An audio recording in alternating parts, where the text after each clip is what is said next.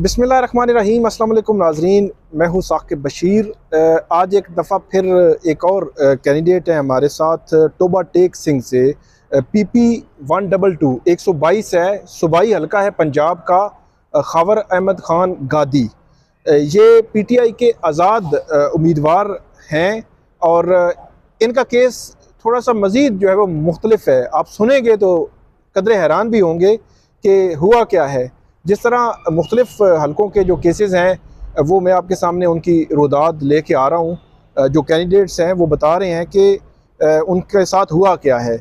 तो हर दूसरे तीसरे हलके की ये रुदाद है और बड़े मैसिव लेवल पे ये जो शिकायत हैं इलेक्शन के हवाले से आई हैं। इलेक्शन की शफाफियत पर जो है वो सवालात उठते हैं। इनका केस अब कब टेकअप होगा, कल के लिए केस लगा हुआ है इलेक्शन कमीशन में, लेकिन होगा आउटकम क्या होगा ये अभी कुछ कहना कबल अज़ वक्त है। लेकिन खबर अहमद ख़ान साहब से हम पूछेंगे कि इनका केस है क्या, क्यों ये क्लेम कर रहे हैं कि कामयाबी इनकी थी लेकिन इनके अपोनेंट्स को जितवा दिया गया है। बहुत शुक्रिया आपका। बताइएगा केस आपका है क्या, मतलब 40 नाज़रीन बाकी केसेस में हमने देखा कि फॉर्म 45 जो कैंडिडेट्स हैं उनके पास मौजूद हैं। यहाँ जो केस है इनको फॉर्म 47 जारी हुआ फिर वो तब्दील हो गया, तो वो क्या हुआ है कहानी पूछते हैं खबर साहब से। बताइएगा जी। जी बिस्मिल्लाहिर्रहमानिर्रहीम। सबसे पहले आपका शुक्रिया। पहली बात तो ये है कि जी मुझे 47 फॉर्म के ऊपर डिक्लेयर विनर किया गया। कब?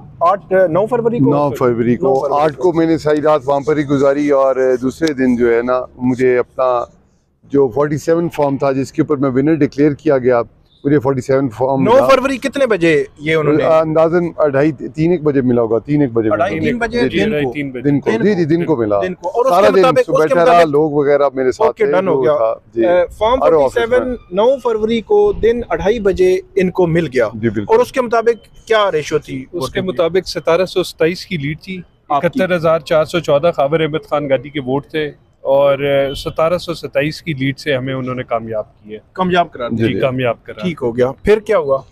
उसके बाद ही कुछ दिन गुजरे हैं तो उसके बाद वो आपस में साजबाज होकर जो आरओ ने 10 फरवरी को 11 कब उनको मेरे ख्याल 11 के बाद उन्होंने 12 को रिकाउंटिंग की। उन्होंने कोई ना एप्लीकेशन अंदर ही मूव किया, एक्सेप्ट उन्होंने 13 को मेरे ख्याल से किया ना।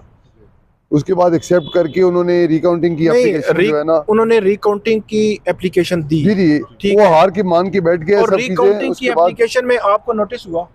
नहीं हुआ, हमें नोटिस नहीं हुआ क्योंकि आप फॉर्मली हमें बिल्कुल नहीं नोटिस हुआ। हमें फॉर्मली कोई नोटिस नहीं मिला। ऐसी जिस तरह करके आपके जराए होते हैं जी दरखास्त आ गई है, इतलात वगैरह होगी। और आप गए आरओ ऑफिस में? फिर रिकाउंटिंग में जो मैं रिकाउंटिंग में नहीं गया, मुझे उन्होंने उस टाइम मौजूद भी नहीं थे ना, उन्हें नोटिस उनके बगैर उन्होंने करके खुद रिकाउंटिंग की है। खुद उन्होंने बैलेट पेपर्स जो है सबसे पहले उन्होंने पोलिंग स्टेशन नंबर 4 खोला है वहाँ पे, और पोलिंग स्टेशन 4 में फॉर्म 45 के हिसाब से 12 इनवैलिड वोट्स थे जो मौजूद था। जब वो उन्होंने दोबारा काउंटिंग शुरू की है खबर अहमद खान के वैलिड वोटों की, जो उनके थे वैलिड वो 513 के 513 पूरे निकले हैं। जब खबर अहमद खान के उन्होंने गिनने शुरू किए हैं तो उस पर डबल और ट्रिपल स्टैंपें थी। पहले पोलिंग स्टेशन पे उन्होंने 134 वोट्स जो खबर अहमद खान के वैलिड थे उन्होंने इनवैलिड कर दिया। अच्छा जी ट्रिपल स्टैम्प करके गैर मौजूदगी में ये हुआ है। गैर मौजूदगी के अंदर हुआ है, कंसोलिडेशन के अंदर बुलाया नहीं गया, टोटली इलीगल तौर पे सारा चले। जो रिकाउंटिंग है वो कितने पोलिंग स्टेशन पे हुई? उन्होंने 44 पोलिंग स्टेशन पे रिकाउंटिंग की है। टोटल 211 पोलिंग स्टेशन थे पूरे PP 122 में। 44 पे उन्होंने रिकाउंटिंग की है जिसके अंदर उन्होंने तकरीबन 2700 वोट सिर्फ खबर अहमद खान का रिजेक्ट किया है। और अयूब टोटल कितना रिजेक्ट हुआ है? मैं आपको इंटरेस्टिंग फैक्ट ये है कि पहला जो 47 फॉर्म मुझे दिया गया जिसके अंदर मैं विनर डिक्लेयर हूँ उसके अंदर 2400 रिजेक्टेड वोट्स हैं। आपको बता रहा हूँ रिजेक्टेड वोट्स उसके अंदर 2400 और जो उसके बाद रिकाउंट के बाद उनको दिया गया, जब मेरे वोट्स रिजेक्ट किए गए हैं सारे के सारे, उसके बाद जो उनको दिया गया वो अराउंड है जी एग्जैक्ट फिगर है ये आपको ये 5064। उसके अंदर जी 2600 चॉट वोट वो मेरे रिजेक्ट किए गए हैं। अच्छा, और जो विनिंग मार्जिन जो विनिंग मार्जिन से भी ज्यादा है, इतनी मतलब ना उनका होशो आवाज में भी मेरे ख्याल से नहीं थे कि स्टैम्प ट्रिपल स्टैम्प 3-3 दफा स्टैम्प करके मेरे वोट जाया करते गए। और वैलिड बैग जिनको जो है वो कामयाब डिक्लेयर किया गया है, उनके कितने वोट मुस्तरद हुए हैं? उनके सिर्फ पूरे के पूरे में से 15 वोट, पूरे और इसके 5000 चौड़ में से उनके 15 वोट। आपके 2700 वोट जो है वो रिजेक्ट हुए, और उनके सिर्फ 15 हैं। उनके 15, और जो उनके पहले इनवैलिड थे उसमें से भी 34 वोट जिन पे ठप्पे नहीं वो लगा सके, उधर से उन्होंने उनके 34 वोट और वैलिड कर दिए 34, और उनके टोटल उन्होंने 15 रिजेक्ट किए, और खाबर अहमद खान के उन्होंने 2700 वोट रिजेक्ट किए।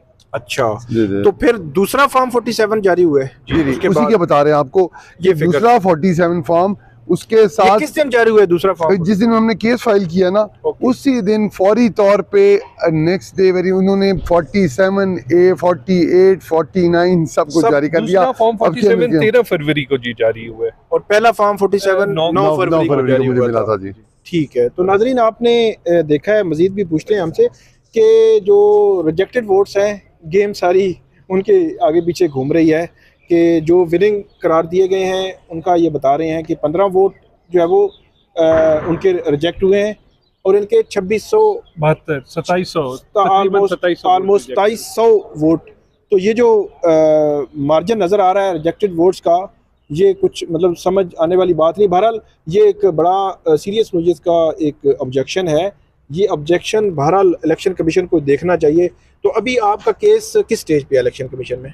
जी अभी नेक्स्ट हेयरिंग है 22 को, 22 ऑफ फरवरी को कल हमारी हेयरिंग है, तो उसके बाद फर्स्ट हेयरिंग है, फर्स्ट होगी भी ये जी, उसके बाद ये सेकंड वाली ये ठीक है। फर्स्ट हेयरिंग के अंदर उन्होंने उनसे बुलाया था आरओ से रिपोर्ट, तो अब ये हमारी सेकंड समझें कि तो अगर है फर्स्ट होगी सेकंड है। तो आपको नहीं कहीं से कुछ हुआ कि आपका रिजल्ट जो है वो जारी करा देते? जी हमने एप्लीकेशन एक मैं आपको बात बताता हूँ कि हमने ये जब सारा कुछ हो रहा था, रिकाउंटिंग पे डबल स्टैंप हो रही थी, हमने इलेक्शन कमीशन को एप्लीकेशन दी थी कि आरओ साजबाज होकर हमारा रिजल्ट चेंज करने की कोशिश कर रहे हैं। ये हमने इलेक्शन कमीशन में पहले ये एप्लीकेशन दे दी हुई थी। अच्छा, ये जो आपने सवाल किया ना कि मतलब करके वो चीज़ें हुई, सिर्फ आपको इतनी एक लाइन कह सकता हूँ कि पीटीआई का कैंडिडेट हूँ, इमरान खान का विनर कैंडिडेट था, और इमरान खान का ही इंशाल्लाह ताला विनर कैंडिडेट हूँ इंशाल्लाह। ठीक है।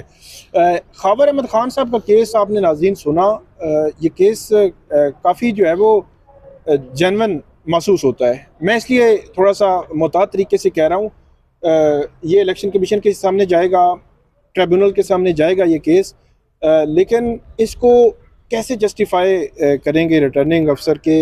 अगर एक तरफ 15 रिजेक्टेड वोट्स हैं, इवन 115 हैं, तो दूसरी तरफ 2600 रिजेक्टेड वोट्स अगर होंगे तो इसको कैसे जस्टिफाई किया जा सकेगा? खाबर अहमद खान साहब, इनका केस भी, और एक केस वहाँ पे मुल्तान में भी है, मेहरबानो जो बेटी हैं शाह महमूद कुरैशी की, वहाँ पे भी कुछ ऐसी ही सिचुएशन है कि उनके रिजेक्टेड वोट्स कुछ हज़ारों में जो है वो निकल आए हैं। तो ये वो केसेस हैं जहाँ पे बज़ाहिर सीरियस नोयत के इलेक्शन की शफाफियत पे जो है वो इल्ज़ामात हैं। अब इलेक्शन कमीशन में भी मामला है, ट्रिब्यूनल में भी जा रहा है, इनके केसेस जेन्युइन भी हैं। अब सिर्फ ये एक चीज़ इलेक्शन कमीशन को और जुडिशरी को यकीनी बनानी चाहिए कि ये अर्जेंसी के मैटर्स हैं।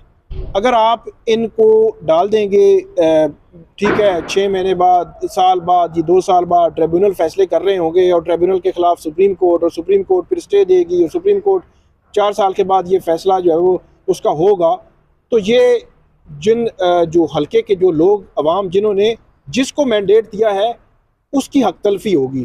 तो इसलिए जुडिशरी को और इलेक्शन कमीशन को ये चाहिए कि इन केसेस के फ़ैसले जो भी हैं, लेकिन इन डेप्थ इनको देखें कि जहाँ जहाँ अगर कोई गड़बड़ है तो उसको एड्रेस होना चाहिए, और उसके फैसले जो है वो जल्दी आने चाहिए। बहुत शुक्रिया खाबर अहमद खान साहब, आपका बहुत शुक्रिया। नाज़रीन, आइंदा भी हम आपको अपडेट करते रहेंगे, आप हमें फीडबैक दीजिएगा। अल्लाह हाफिज़।